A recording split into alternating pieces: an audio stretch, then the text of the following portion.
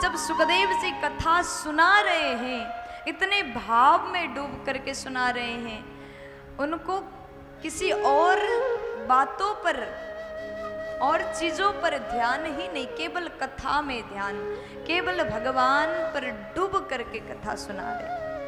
और सुनने वाले राजा परीक्षित भी प्रभु में डूब करके कथा को सुन रहे हैं। मैं कई बार बोलती हूँ, कथा केवल सुनने की विषय नहीं।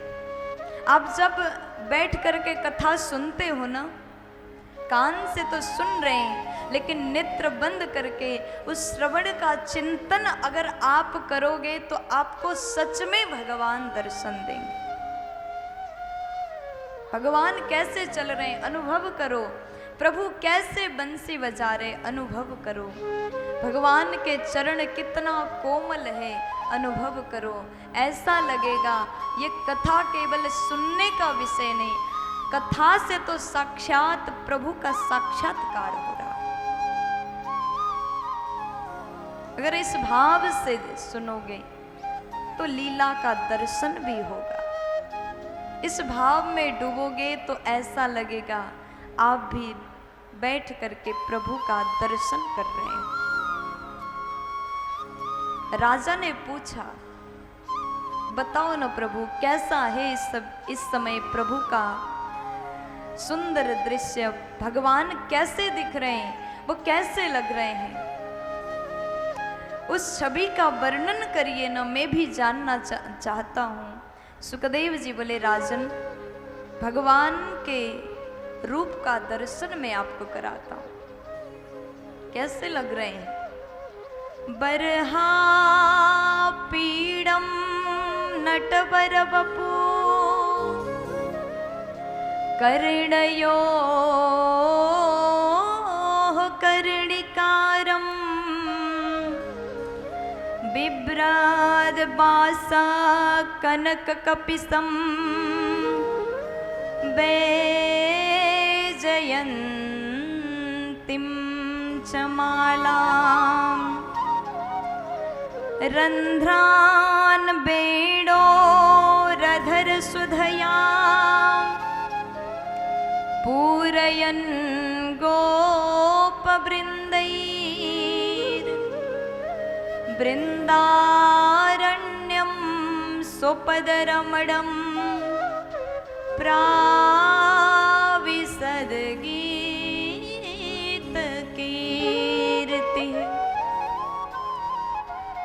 इस समय उनका सौंदर्य ऐसा है राजन, बरहा पीड़म नटवर वपु कर्णयोः कर्णिकारम। कोई भी पुरुष जीवन में 2 बार सजता है, या तो नट सजता है या फिर वर सजता है, लेकिन प्रभु इतना सुंदर है, इतने सुंदर है, नटवर से भी अधिक सुंदर है। इतना ही नहीं, कर्णयोः कर्णिकारम, कान में कनीर के पुष्प हैं। अच्छा, यहाँ पर सुखदेव जी जब श्लोक उच्चारण कर रहे हैं तो उन्होंने कहा कर्णयोः 2 वचन, द्विवचन, कर्णिकारम 1 वचन। व्याकरण से देखा जाए तो कर्णयोः कर्णिकारम, भगवान के कान तो 2 है, लेकिन साइड से देख रहे हैं। जैसे इधर से पापा लोग हमें देख रहे हैं तो एक ही कान दिखेगा, इधर का तो नहीं दिखेगा। और वो यकीन के साथ कह रहे कान तो 2 है, लेकिन कर्णिकारम 1 ही पुष्प दिखाई दे रहा है, इसलिए यहाँ 1 वचन का प्रयोग है। बिभ्रदवास कनक कपिसम वैजयंतीं च मालाम, पीतांबर वस्त्र धारण किए हुए हैं और वैजंती माला, बनमाला प्रभु ने धारण किया।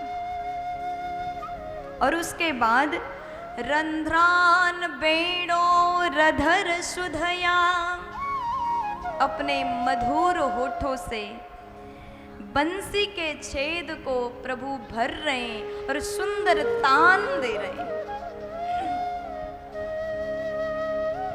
किसी ने कहा कि ये बताइए, दुनिया में अगर भगवान को म्यूजिक से इतना प्यार था, भगवान को इतना संगीत प्रिय है, तो बजाने के लिए तो कुछ भी और बजा लेते। बहुत सारे सिस्टम है, हारमोनियम है, तबला है, अन्य चीजें हैं, लेकिन बंसी इतना प्रिय क्यों है?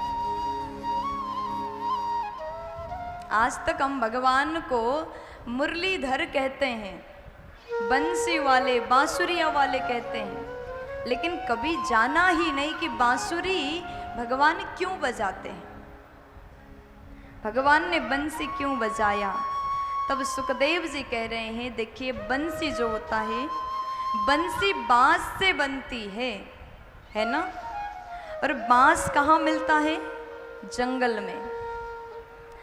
जंगल में धूप, पानी, हर चीज को उस बांस ने सहन किया है। ये उसका तपस्या है, ये उसका संघर्ष है।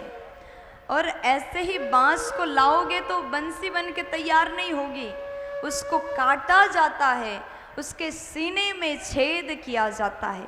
ये उसका तपस्या है, ये उसका संघर्ष है, ये उसका मेहनत संघर्ष होना चाहिए। और बाणी ऐसा हो, आप जब भी बोले तो बंसी के समान मधुर बोले। लेकिन हम लोग क्या करते हैं? जहाँ जरूरत हो वहाँ बोलते हैं, जहाँ जरूरत ना हो वहाँ बोलते हैं, और जब भी बोले कड़वा ही बोलते हैं। अगर आप भी चाहते हमें भी प्रभु स्वीकार करें, तो बंसी के समान बिन बजाए नहीं बजती, बिना कारण मत बोलो, और जब भी बोलो मधुर बोलो, तो भगवान के प्रिय आप भी बन जाओ। इसी गुण के कारण भगवान ने आज बंसी बजाया। वृंदावन में अपने कोमल चरणों से प्रभु विचरण कर रहे हैं। आज समस्त ब्रजवासी भगवान के इस मनोहर दृश्य को देखकर आनंदित हो रहे हैं, हर्षित हो रहे हैं। गोपियाँ कहती हैं कि जब श्याम वेणुनाद करते हैं तो हमें भूख, प्यास, नींद हमारी सब गायब हो जाती, क्योंकि वो बजाते इतना प्यारा, उनका रूप सुंदर, उनका हर काम करना सुंदर।